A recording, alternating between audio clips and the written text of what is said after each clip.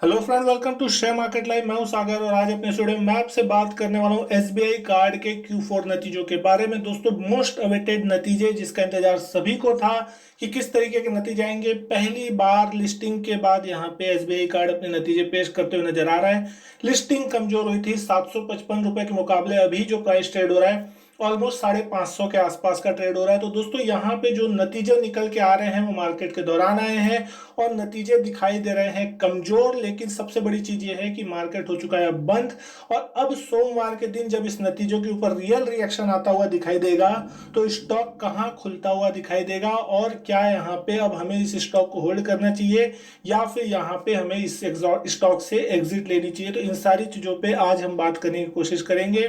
तो चलिए शुरुआत करते हैं इस वीडियो की। और सबसे पहले अगर हम बात कर ले यहाँ पे नतीजों की, तो दोस्तों यहाँ पे जो भी आंकड़े आपको दिखाई दे रहे हैं वो सारे के सारे लाख में हैं। उसको कन्वर्ट करके हम करोड़ में कन्वर्ट करने की कोशिश करेंगे और उसके बाद बात करेंगे। तो दोस्तों, यहाँ पे जो सबसे पहला आंकड़ा निकल के आ रहा है इंटरेस्ट इनकम का आंकड़ा, जो कि यहाँ पे निकल के आया है तकरीबन 1348 करोड़ रुपए के आसपास का। तो यहाँ पे दोस्तों जो इंटरेस्ट इनकम है वो 1348 करोड़ आई है इस क्वार्टर में, जो कि पिछले क्वार्टर में जो दिसंबर क्वार्टर में एंड हुआ था उसमें थी ये 1281 करोड़ रुपए। और लास्ट ईयर के क्वार्टर में यहाँ पे अगर हम बात करें तो वो थी सिर्फ 949 करोड़। तो यहाँ पे जो इंटरेस्ट इनकम है वो यहाँ पे बढ़ती हुई नजर आ रही है और जो टोटल रेवेन्यू फ्रॉम ऑपरेशन होता हुआ दिखाई दिया है वो है यहाँ पे 2433 करोड़ रुपए, जो कि पिछले क्वार्टर के मुकाबले यहाँ पे तकरीबन थोड़ा कम निकल के आ रहा है, क्योंकि पिछले क्वार्टर में यहाँ पे 2480 करोड़ के आसपास का था ये आंकड़ा। और अगर हम बात करें पिछले साल के क्वार्टर में तो यहाँ पे नंबर आता है लगभग 1983 करोड़। तो यहाँ पे जो ऑपरेशंस का नंबर है वो क्वार्टर दर क्वार्टर थोड़ा कम है, लेकिन यहाँ पे अगर बात करें साल दर साल तो ये बढ़ते हुए दिखाई दे रही है। तो यहाँ पे सबसे इंपॉर्टेंट चीज तो ये है कि यहाँ पे जो इनकी इंटरेस्ट इनकम है उसमें अच्छी खासी बढ़त देखने को मिली है। लेकिन जो यहाँ पे इनका एक्सपेंसेस है दोस्तों वो भी यहाँ पे बढ़ता हुआ नजर आया है। इस क्वार्टर में एक्सपेंस जो है वो 2398 करोड़ होता हुआ नजर आया है, जो कि पिछले क्वार्टर में था 1980 करोड़ के आसपास और पिछले साल के क्वार्टर में यहाँ पे था 1691 करोड़। तो यहाँ पे एक्सपेंसेस बढ़ने के कारण जो इनका प्रॉफिट है वो यहाँ पे बहुत ज्यादा कम होता हुआ दिखाई दे रहा है। प्रॉफिट बिफोर टैक्स का जो नंबर है वो निकल के आया सिर्फ 112 करोड़, जो कि पिछले क्वार्टर में था लगभग 583 करोड़ का और जो पिछले साल के क्वार्टर में थे वहां था 384 करोड़। तो दोस्तों यहाँ पे जो एक्सपेंसेस बढ़ते हुए नजर आए हैं इसके कारण यहाँ पे प्रॉफिट में जो है घटाव देखने को मिल रहा है। टैक्स एक्सपेंसेस और उन सभी चीजों को निकाल दिया जाए तो जो प्रॉफिट आफ्टर टैक्स निकल के आता है, जो कि सबसे इंपॉर्टेंट है जिसपे मार्केट की नजर थी, वो आंकड़ा निकल के आया सिर्फ 83 करोड़ रुपए का, जो कि यहाँ पे साल दर साल अगर हम बात करें तो 66% तक गिरता हुआ दिखाई दिया। पिछले साल ये नंबर 248 करोड़ रुपीस था। तो दोस्तों यहाँ पे बहुत ही बेकार नंबर एक प्रकार से कहे जा सकते हैं, क्योंकि जो प्रॉफिट है वो ऑलमोस्ट 66% गिर चुका है। पिछले क्वार्टर में आंकड़ा 434 करोड़ था। तो दोस्तों ये जो जिस तरीके से यहाँ पे ट्रेंड था इसी कारण से इस स्टॉक को इतना ज्यादा प्रीमियम मिल रहा था। यहाँ पे जिस तरीके से यहाँ पे बोल रहे थे कि मार्केट में इकलौता प्लेयर है जो कि अभी लिस्ट हुआ है और सेकंड नंबर पे इसकी जो इशूइंग है वो आती हुई दिखाई दे रही है। तो यहाँ पे इन सारी चीजों के सामने अगर हम बात करें तो ये सारी चीजें देखने को मिले। प्रॉफिट के आंकड़े यहाँ पे मार्केट को पसंद नहीं आएंगे और जैसा कि आज मार्केट में रिएक्शन देखने को मिला, मार्केट में एक अच्छी खासी गिरावट देखने को मिली। बेसिक ईपीएस की अगर यहाँ पे बात कर ले तो 89.89 जो है रुपीस वो यहाँ पे बेसिक ईपीएस निकल के आ रहा है, जो कि पिछले क्वार्टर में 4.66 था और लास्ट ईयर क्वार्टर में 2.67 था। तो यहाँ पे बहुत ही ज्यादा तेज गिरावट ईपीएस में देखने को मिल रही है। तो दोस्तों यहाँ पे कहीं ना कहीं स्टॉक करेक्ट हो सकता है और ज्यादा, क्योंकि आज यहाँ पे 550 के लेवल को तोड़ दिया तो इसका जो 52 वीक लो है वो लगभग 500 के नीचे का है। तो कहीं ना कहीं हमको सोमवार के दिन वहां तक के लेवल भी देखने को मिल सकते हैं। ये चीज यहाँ पे नतीजे साफ दर्शा रहे हैं। वहीं अगर प्रेस रिलीज पे यहाँ पे हम नंबर पे नजर डालें और इस बार के जो FY20 के जो आंकड़े हैं मार्च 31 को जो खत्म है उसके अगर परफॉर्मेंस हाइलाइट्स को एक बार समझने की कोशिश करें तो यहाँ पे जो सबसे इंपॉर्टेंट चीज है प्रॉफिट आफ्टर टैक्स जो साल दर साल है वो 1245 करोड़ इस बार आता हुआ दिखाई दिया और ग्रो हुआ है 44%। यहाँ पे इसमें एक्स कोविड नंबर अगर इसको हटा दिया जाए तो 1662 करोड़ था और ऑलमोस्ट वो 92% अप होता हुआ दिखाई देता। यहाँ पे रिटर्न ऑन एवरेज इक्विटी अगर हम बात करें ROAA की तो वो अप होती हुई दिखाई दी 64 बेसिस पॉइंट और वो आया 5.5%। ROAE यानी कि रिटर्न ऑन एवरेज इक्विटी अगर हम बात करें तो यहाँ पे इसका नंबर निकल के आया ऑलमोस्ट 27.4%। और अगर एक्स कोविड का अगर इसको निकाल लिया जाए तो यहाँ पे ये आंकड़ा 35% के आसपास हो सकता था। यहाँ पे जो FY19 में जो टोटल नंबर आया निकल के वो आया है 28.4%। कैपिटल एडिक्वेसी रेशियो की अगर बात करें तो 22.44% ये आंकड़ा होता हुआ नजर आ रहा है। वहीं अगर कुछ की मैट्रिक्स की बात करें तो card grow by 28% to 1.05 crore और spends grow by 27% to 1,30,915 crore. Receivable grow by 30% to 24,141 crore. तो यहाँ पे अच्छी खासी बढ़त यहाँ पे इनके बिजनेस में देखने को मिल रही है। मार्केट शेयर जो इसका है वो कार्ड्स के मार्केट में ऑलमोस्ट 18.2% है, जो कि 68 बेसिस पॉइंट अप हुआ है।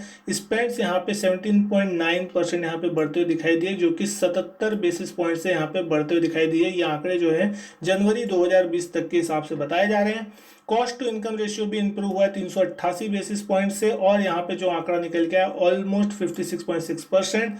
ग्रॉस एनपीए यहाँ पे कंपनी का डेफिनेटली इंप्रूव होता हुआ दिखाई दिया है 43 बेसिस पॉइंट से, और ये आंकड़ा जो निकल के आया है 2.01%। तो दोस्तों यहाँ पे मिले जुले नतीजे, लेकिन प्रॉफिट के जो आंकड़े निकल के आए हैं वो इसको निराश करने वाले हैं। लेकिन अब यहाँ पे हम चार्ट में समझने की कोशिश करते हैं कि किस तरीके से स्टॉक कामकाज करता हुआ दिखाई दे रहा है। तो दोस्तों आज के दिन जिस तरीके से यहाँ पे एक तेज रिजल्ट आने के बाद गिरावट देखने को मिली, उसको अगर हम समझने की कोशिश करें तो आप देख सकते हैं कि तकरीबन कहीं 3 बजे के आसपास रिजल्ट आते हुए दिखाई दे। एक तेज गिरावट के बाद एक तेज उछाल देखने को मिला इसमें, और उसके बाद जब लोगों को समझ में आया कि यहाँ पे नतीजे अनुमान के मुताबिक नहीं है और प्रॉफिट के आंकड़े खास उतने नहीं आए हैं और 66% प्रॉफिट गिरता हुआ दिखाई दिया है, तो एक तेज गिरावट यहाँ देखने को मिला। दिन के लोएस्ट लेवल के आसपास जाके स्टॉक बंद हुआ 552 के आसपास। दिन के हाई की बात करें तो 586 के आसपास का इसका हाई था, और लो इसकी बात करें तो 548 के पास। अगर हम इसको अब आवरली चार्ट पे देखने की कोशिश करें कि किस तरीके से स्टॉक कामकाज करता हुआ दिखाई दे रहा है,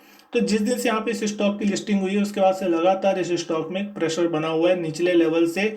यहाँ पे जब इसने 52 वीक लो छुआ था तो ऑलमोस्ट 500 के आसपास का छुआ था, और उसके बाद यहाँ पे एक रिकवरी की कोशिश हुई, स्टॉक 600 के आसपास जाता हुआ दिखाई दिया। लेकिन अब यहाँ पे फिर से एक गिरावट की उम्मीद नजर आ रही है, और यहाँ पे आज जिस लेवल पे स्टॉक बंद हुआ है दोस्तों बहुत ही इंपॉर्टेंट लेवल है। इस चीज पे ध्यान रखने वाली जरूरत जरूर होगी। आप देख सकते हैं लगभग 550 के आसपास स्टॉक बंद होता नजर आया, और यहीं पे इसका एक आखिरी सपोर्ट है। अगर 550 का लेवल ये स्टॉक सोमवार के दिन ओपनिंग में तोड़ देता है या इसके नीचे इसकी ओपनिंग होती है, तो दोस्तों जो नेक्स्ट लेवल निकल के आएगा वो कहीं ना कहीं यहाँ पे कम से कम पहला लेवल जो होगा 520-525 के आसपास होता हुआ दिखाई दे सकता है। तो दोस्तों यहाँ पे पहली गिरावट आ सकती है।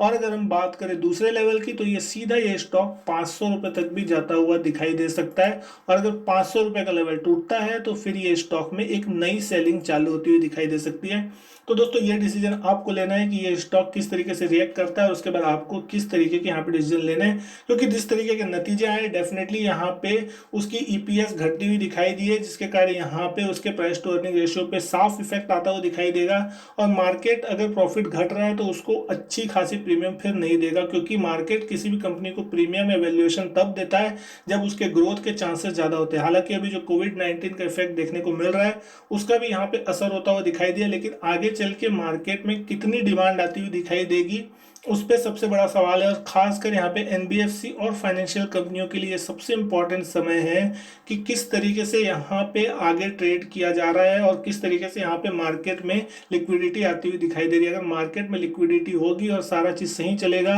तभी मार्केट यहाँ पे प्रीमियम देगा, क्योंकि जिस तरीके से अभी मार्केट के हालात हैं सारे फाइनेंशियल स्टॉक्स जो हैं वो पिटते हुए नजर आ रहे हैं। यहाँ पे जो पूरा का पूरा जो सेक्टर में लाइमलाइट आता हुआ नजर आ रहा है वो अब सिर्फ और सिर्फ एफएमसीजी स्टॉक्स और साथ ही साथ फार्मा स्टॉक्स की तरफ अब शिफ्ट होता हुआ दिखाई दे रहा है। तो दोस्तों यहाँ पे अब इन सारी कंपनियों में थोड़ा प्रीमियम जो है वो कम होता हुआ दिखाई दे रहा है। सारे बड़े कंपनियां जो है उनमें प्रीमियम थोड़ा सा टूटता हुआ दिखाई दे रहा है। तो यहाँ पे डेफिनेटली ये स्टॉक लॉन्ग टर्म के लिए बेहतरीन है, ऐसा नहीं है कि लॉन्ग टर्म के लिए बेहतरीन नहीं है, लेकिन यहाँ पे सबसे इंपॉर्टेंट समझने वाली बात ये होगी कि एक निचला लेवल अगर मिलता है जहाँ पे अच्छी खासी एंट्री का टाइम हो सकता है, तो अगर ये स्टॉक 400 से 450 के बीच कभी मिल जाए, किस्मत अगर रही आ गया, तो डेफिनेटली फिर वहां पे इन्वेस्ट करने के लिए एक अच्छा समय हो सकता है। अब देखना पड़ेगा कि सोमवार को ये किस तरीके से रिएक्ट करता है, क्योंकि इसका जो पहला रिएक्शन है वो नेगेटिव आता हुआ दिखाई दिया स्टॉक का, और एक बड़ी कैंडल बनती हुई दिखाई दी बेरिश कैंडल इसी आधे घंटे 1 घंटे में। तो वहां पे स्टॉक में पहले ही यहाँ पे मार्केट ने जता दिया कि मार्केट को नतीजे पसंद नहीं आए हैं, और लगभग बड़े वॉल्यूम के साथ यहाँ पे गिरावट होती हुई दिखाई दी है। अब यहाँ पे सोमवार के दिन अगर नीचे आएगा मार्केट तो यहाँ पे एक और तगड़ी प्रेशर गिरावट का देखने को मिल सकता है। तो दोस्तों आज की वीडियो में बस इतना ही। अगर वीडियो अच्छी लगी हो तो लाइक कीजिएगा, शेयर कीजिएगा अपने दोस्तों के साथ। चैनल सब्सक्राइब नहीं किया तो चैनल भी सब्सक्राइब जरूर कीजिएगा। इसी तरीके की और भी वीडियो मैं आपके लिए लाता रहूंगा। मैं आपसे मिलता हूँ अपने नेक्स्ट वीडियो में, तब तक के लिए goodbye and thank you.